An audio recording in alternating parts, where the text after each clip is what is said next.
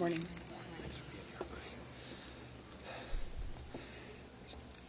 In Minneapolis, when a tragedy strikes, there's one word that summarizes what is most important, and that word is integrity. This is not the time to bend the rules. This is a time to follow the law.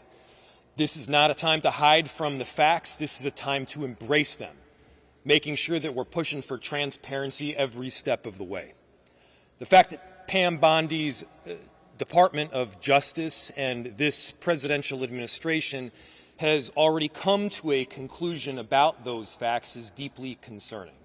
The facts that from the very beginning they're calling the victim a domestic terrorist, they're calling the actions of the agent involved as some form of defensive posture. We know that they've already determined much of the investigation, and even if they haven't, there is the appearance that there is some conclusion drawn from the very beginning. If not hide from the facts, why not embrace them? If it's not a problem to have additional people at the table that have a deep commitment to the process and transparency and have run these investigations before, then why not include them in the process? The Bureau of Criminal Apprehension at the state of Minnesota has consistently run these investigations before. They have done so without bias. They have done so with a great deal of expertise. This is not some radical, way out there group. This is a group that is formed by experts who understand how to investigate. Many of them have been police officers themselves. So our ask is really simple here. Our ask is to embrace the truth.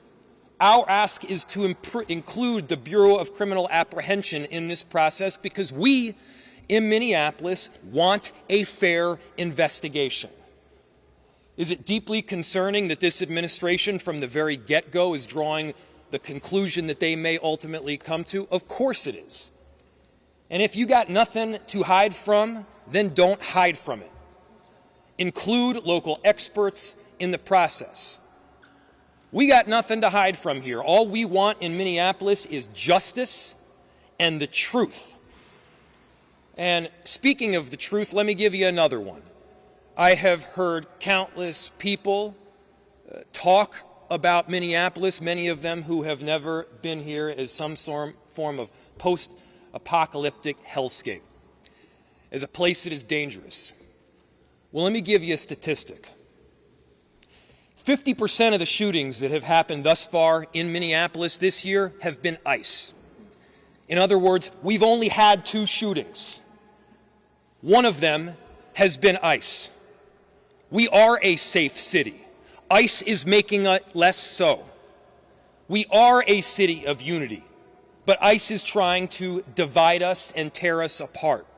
For every one of the people that you see standing here behind me, they have more than 1,000 people behind them.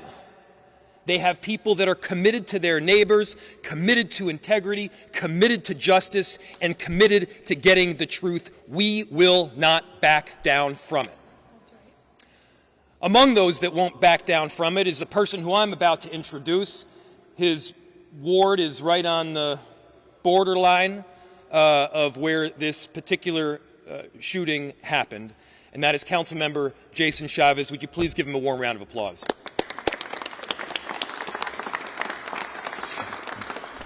Good morning. My name is Jason Chavez, and I have the privilege of representing Ward 9 on the Minneapolis City Council, where ICE murdered Renee Good.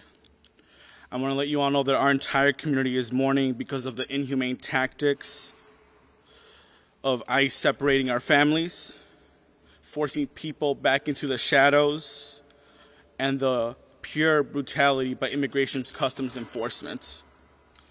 The videos that we have all seen, yourself included, does not match the false narrative from the federal government. In fact, you could hear the words, "I am pulling out," moments before ICE decided to take the life of Renee Good. She was a mother, a wife, and a beloved community member, not a domestic terrorist.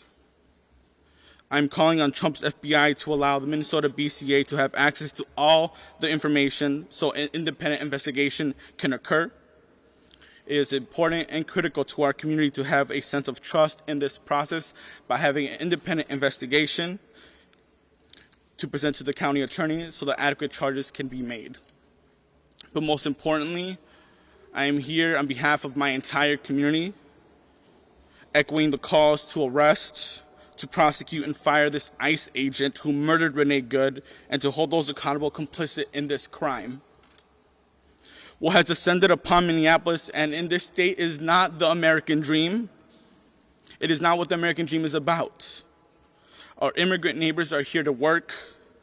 They're here to provide for their family and to achieve prosperity. Instead, what we are seeing in Minneapolis and across this state is ICE kidnapping our family, following folks driving to work and kidnapping them, following people as they're heading to school or to the daycare, picking up our immigrant neighbors from bus stops. While neighbors are struggling to afford groceries, they're picking them there as well. I've personally been on the streets since this first happened, and I've seen too many ICE agents kidnap our neighbors from their cars. And to that, we're always going to condemn it. And as we continue to ask for justice for Renee Good, we're going to ask our community members to stay on alert. As a proud son of Mexican immigrants, I ask Minneapolis and Minnesota to rise up, to do everything in their power to defend our immigrant neighbors, to continue to observe the illegal actions by ICE, to blow your whistle when you see immigration enforcement in your neighborhood, to get trained on rapid response so you can educate your neighbors on what is happening on your block, to provide rides to your immigrant neighbors who need to go to work, who need to get groceries, who need to see their children come back home safely, to help your immigrant neighbors move their cars during snow emergencies, because what we are seeing is many of our immigrant neighbors being picked up simply by moving their cars. To help your neighbors take out the trash, because there are many reports of neighbors being kidnapped while they are taking their trash out. To support our immigrant-owned businesses, to drop off groceries to our children, mothers, fathers, our community members that are starving, and to let know that ICE is not welcome in this city and in this state.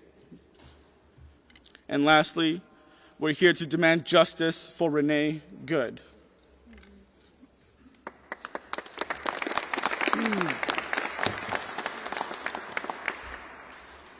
My name is Aisha Gomez. I serve as the state representative for District 62A, the south side of Minneapolis, where our beloved community member was murdered this week. I'm so grateful to Councilmember Chavez for explaining this moment to us and calling on us as a community into this struggle that our neighbors are facing. With respect to the investigation into this shooting, there's really only one question in front of us. Are we going to design a process that's legitimate or not? In 2020, the state legislature created the Force Investigations Unit after the murder of George Floyd, which happened right around the corner, 7 or 8 blocks away from where Renee Good was murdered. This unit was established after a long process of looking into what are the best practices when there is an officer-involved shooting. We learned a lot about this in 2020 in Minneapolis, unfortunately. One of the things that we learned is that if you actually are interested in public safety, if you actually are interested in the legitimacy of a law enforcement force in your community, then you must be invested in accountability, in transparency, and in fair investigations when bad things happen. That's right. And so that's the question in front of us. Do we want a legitimate investigation that pulls in the professionals of the Minnesota Bureau of Criminal Apprehension, who are trained to do this, who have done this over and over, who have the kind of local connections and local legitimacy that the FBI could just never have because they don't have that kind of presence here? Or are we going to have a discredited farce of an investigation? And so as a group of elected representatives who are deeply invested in the safety of our community, and thus in the legitimacy of these processes, we call on the FBI to share the evidence with the Force Investigations Unit at the BCA and have this be a legitimate and trusted investigation. Thank you.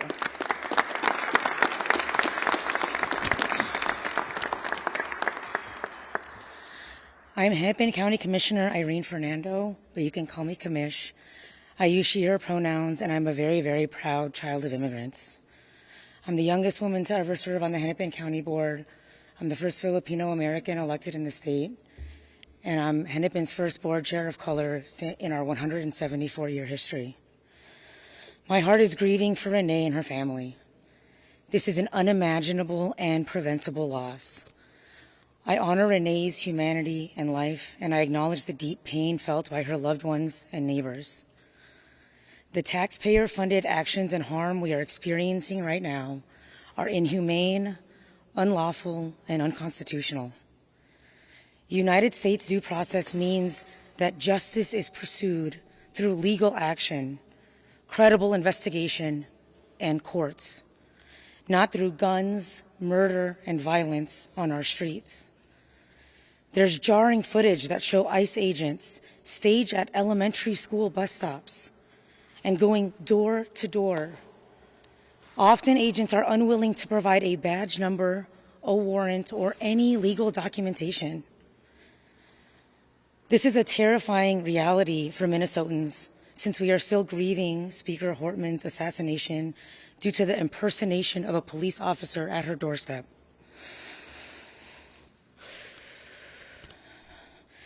Our community has experienced the national spotlight with law enforcement shootings, which required significant change and reform on how such cases are examined, investigated, and communicated to the public.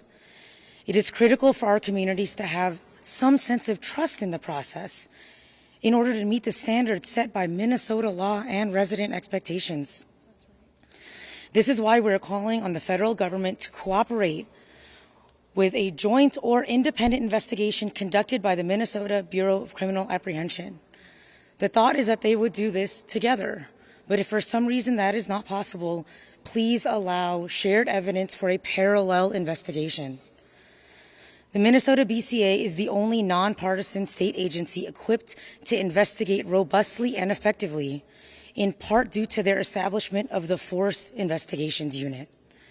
They have the expertise, they are equipped, and they are ready to pursue justice on behalf of Minnesotans.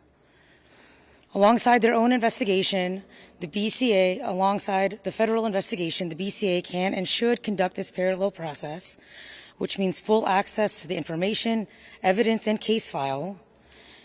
Because in Minnesota, we expect that investigations are completed by the BCA to then get reviewed by the county attorney to determine if the use of force was appropriate or not.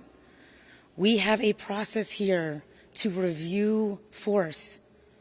We have full trust in this process and in the county attorney to do the objective review needed based on the facts and Minnesota law. The idea that our federal government would not fully cooperate with the BCA in an investigation creates even more mistrust among our community members because we know federal investigations are very rarely released to the public. Our justice system and we are here together to ask for and request full cooperation by the FBI and the U.S. Attorney's Office to provide full access to the BCA so they can conduct a thorough, complete, and independent investigation to determine if the use of force was justified or requires additional accountability. Last and certainly not least, just directly to residents, our neighbors, our friends, our family members, our coworkers, our kids. I am very, very proud of our unrelenting courage, compassionate caregiving, and a fierce resilience towards justice. It feels very hopeful and very fearful, but together we can and must resist the urge to give in to the numbness that comes from this type of attention. Because numbing our pain might also numb our shared humanity. And it is only through the collective wisdom in our bodies and ancestral storylines that we will get through to the other side of this. Together, we come from powerful, loving, and resourceful stories. Our cultures and ancestors have found ways to construct creativity from pain, joy from fear, and hope from oppression, and we will do so again today. Ultimately, I do believe that our shared humanity and love for one another will prevail, but that only occurs when we all rise with one another. Leading with integrity, caring for one another with dignity, and fighting for our shared humanity without apology. I and we remain in this fight with you, speaking our truths and leading towards accountability and justice. Thank you.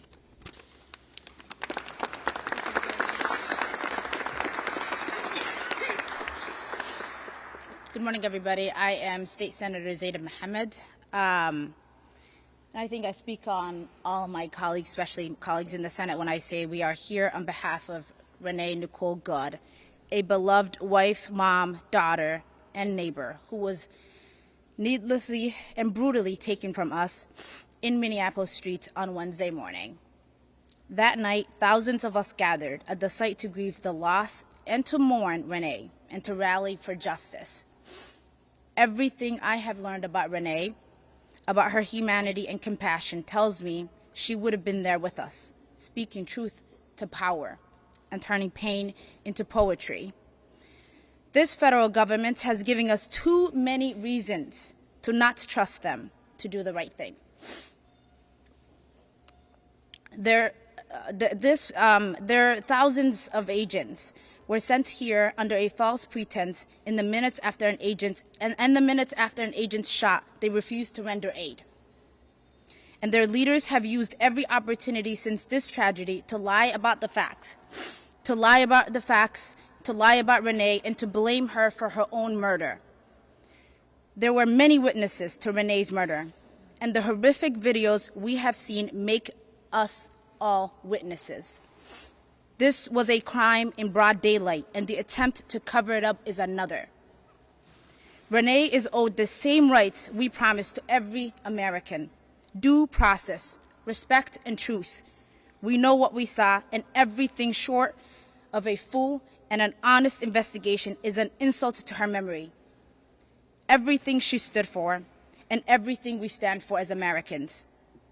At 10 o'clock today, we will honor the life and legacy of Renee Nicole Good with a moment of silence. Every moment before that and every moment after that, we will honor Renee by remembering our neighbor and calling for justice at the top of our lungs. And with that, we will take questions.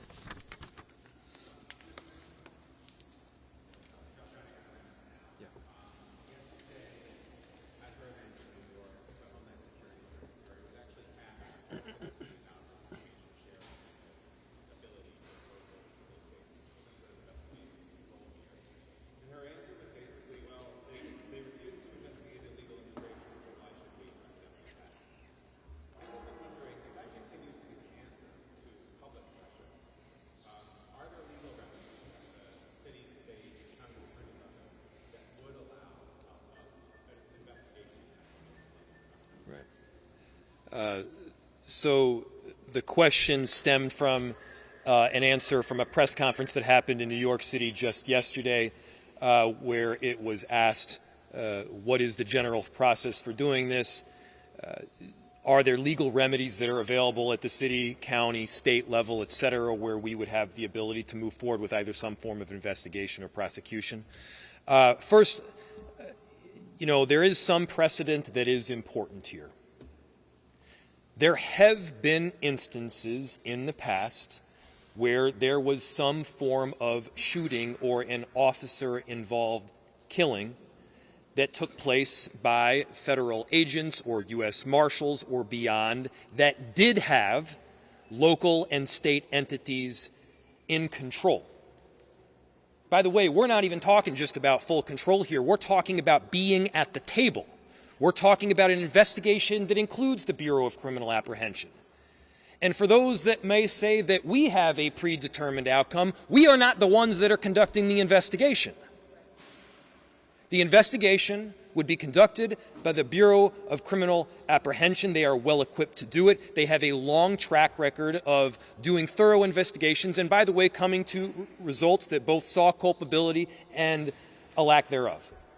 As far as the legal mechanism to do so, I'm not going to jump the gun here and give you a mechanism to prosecute through the county or the state before we actually know what that legal remedy looks like.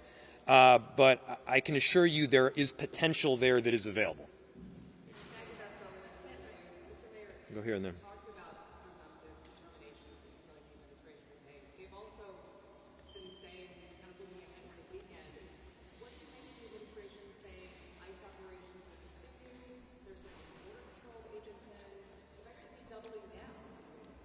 Well, I think what this does ultimately is expose the truth. What did they say when they came in here? What has this administration stated as their reason for coming into cities around the country? The reason that they've stated, safety, driving down crime. We'll let our statistics speak for the trajectory. They are clearly driving crime up. Up until last night, we hadn't had any shootings in this city other than ICE. Our city is safe. Our city is welcoming. They are making it less so. And so it is a massive issue that they continue to exert their presence in Minneapolis and beyond. By the way, it's not just our city that is feeling the impact. I know that there are a number of legislators behind me that can speak to that. This administration has also said that they're very pro-business. That's also garbage. I don't have a specific statistic other than anecdotal evidence to point to, but they have had a massive and detrimental impact on a number of corridors throughout our city, including like 80% reductions in customer base along East Lake Street and many other corridors throughout the city. And so bad for business, bad for safety, bad for unity, bad for democracy, and bad for this republic. We want them out. Let's go over here and then go over there. If there is no full independent investigation in this shooting, what would the effect be? So the question is, if there's no full independent investigation of this shooting, what will the effect be? I mean, I think it further undermines trust in government. You know, the quickest way that you erode trust in government is to refuse to enforce and hold accountable people on laws that you pass. There are laws that are around this. There are standards that are around this. They should have no concern about having a full and transparent investigation here. See where that investigation leads. Look at the facts, collect the evidence. And the fact that they are for some reason concerned about having other, by the way, police involved, other law enforcement involved through the BCA, that is wildly concerning. We're not asking to be at the table in this investigation here. We do think that people that have some willingness to see things clearly are.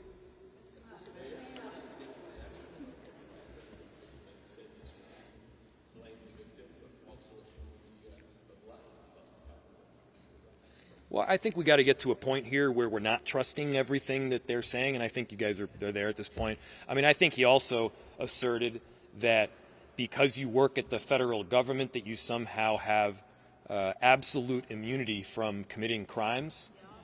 That's not true in any law school in America, whether it's Yale or Villanova or anywhere else. That's not true. If you break the law, if you do things that are outside the area of what your job responsibilities require, and this clearly seems to be at the very least At the very least, this is great. At the most, is what you heard people say back here. This is a problem and it should be investigated. Yes. A couple questions for you. First, have you heard personally anything from the Trump administration or the president himself? And also, the administration has pointed to some of your comments right after the shooting as turning up the temperature in this city. Yesterday, we did see some protests that, turned volatile at times. There was pepper spray, there was tear gas. Do you stand by your statements to telling ICE to... Yeah, they stand by their statements. Do you stand by your statements? Yes. I stand by my statements. We stand by our statements. I'll look back to what I said. What I said was it was reckless abuse of power. Yes, it was a reckless abuse of power. I said that what the narrative that the administration was pushing in the immediacy following this shooting was garbage and false and BS. It was. I stand by every one of those. And, this notion of inflammatory comments, I mean, come on, guys. I dropped an F-bomb. They killed somebody. Which one of those is more inflammatory? I'm going with the killing somebody.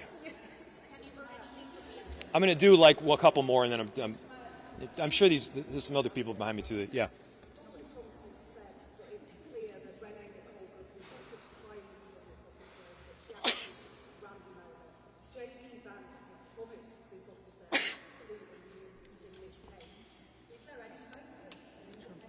Yeah, that seems, the way you put it, it's pretty grim.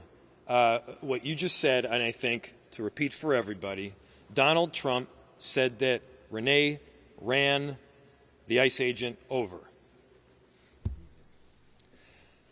Don't take my word for it. Don't take their word for it. Watch the video from every single angle. I mean, the ICE agent walked away with a hip injury that he might as well have gotten from closing a refrigerator door with his hips. He was not injured. I've seen worse injuries from doing that. And so give me a break. No, he was not ran over.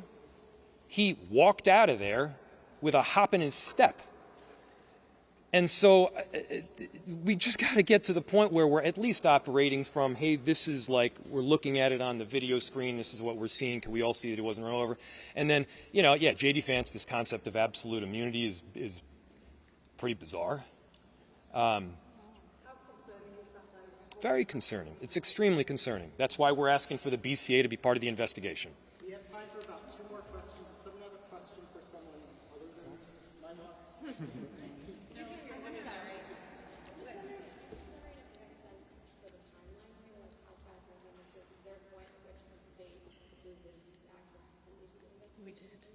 Do you want to answer that? I don't know the exact timeline, but I imagine the answer is yes. Go for it. Jamie Long, State Representative, Minneapolis Representative. There have been instances in the past where the FBI has shared information weeks after or even months after. It would be much better if the Bureau of Criminal Apprehension were able to be involved right now. There is time-sensitive evidence. There are memory lapses that happen if you aren't able to interview witnesses right away. And so they were invited by the FBI to participate in the investigation jointly originally. And then for some reason they decided to walk away. We are asking for their full participation as the FBI intended originally. They were clearly told by somebody that they couldn't participate anymore. And when you have the President of the United States, the Vice President, the FBI Director of Homeland Security already coming to conclusions, and then they are told on the ground that they can no longer be involved with local investigators, that causes a lot of concern. And to us, time is important, but they should be involved in the investigation at any time that they're allowed to be.